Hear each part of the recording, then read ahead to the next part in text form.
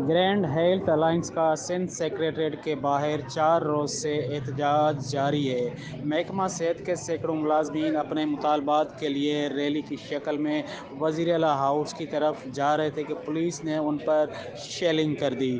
Police اہلکاروں water Canon, لاٹھیوں اور shelling کا استعمال کیا، جس کی وجہ سے کئی ملازمین زخمی ہو گئے۔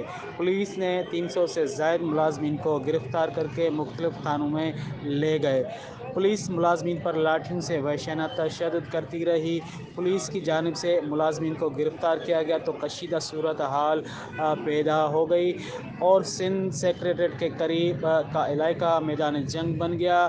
سندھ سکریٹریٹ کے باہر محکمہ صحت کے ملازمین اور پولیس کے درمیان 3 گھنٹے تک جھڑپیں جاری رہیں۔ محکمہ صحت کے ملازمین کی جانب سے ہیلتھ رسک الاؤنس اور دیگر جائز مطالبات کی عدم منظوری کے باعث سندھ کے سرکاری اسپتالوں میں 1 ماہ سے او پی ڈیز کا بائیکاٹ جاری ہے۔